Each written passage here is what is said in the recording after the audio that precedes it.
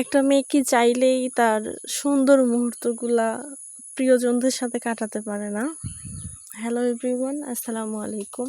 কেমন আছেন সবাই? আলহামদুলিল্লাহ, আমি আল্লাহর রহমতে আপনাদের দোয়ায় ভালো আছি। আজকের দিনটা আমার জন্য অনেক স্পেশাল, আবার অনেক কষ্টের বলতে পারেন। আজকে আমার জন্মদিন। এই দিনে আমি পৃথিবীর আলো দেখেছিলাম প্রথম। সেজন্য আল্লাহর কাছে লাখ লাখ শুকরিয়া।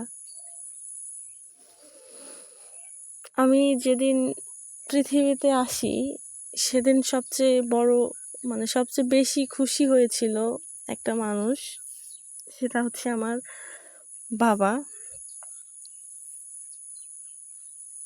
কিন্তু সময়ের কালক্রমে এই সময়টাতেই আজকে এই দিনটা আসলেই যিনি সবচেয়ে বেশি খুশি হয়ে যাইতো, সে আর আজকে আমার সাথে নাই, আমাদের সাথে নাই। অনেক খারাপ লাগতেছে।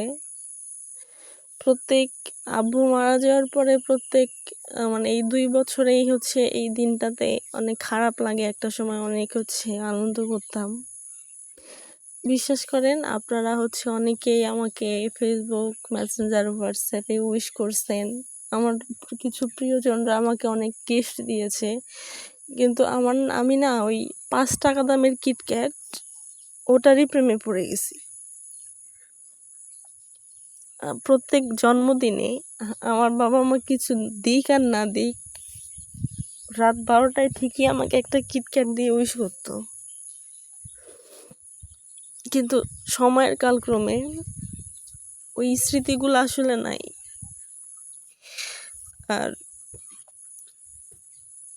এই জিনিসগুলো না অনেকটা কষ্ট দেয়। হাজারো হাজারো দামি গিফটের মাঝে ওই 5 টাকা দামের কিটক্যাটটা অনেক মিস করি। এমনটা না হইলে পারতো, তাই না? আল্লাহ চাইলে কি আর কিছুটা সময় আমাদের মাঝে রাখতে পারতো না? অনেক কষ্ট হয়, জানেন তো। আপনাদের অনেকেরই বাবা আছে, আপনারা বোঝেন না। কিন্তু যার বাবা নাই সে বোঝে যে এই পৃথিবীতে থাকতে গেলে কতটা কষ্ট করতে হয়, কতটা লড়াই করতে হয়।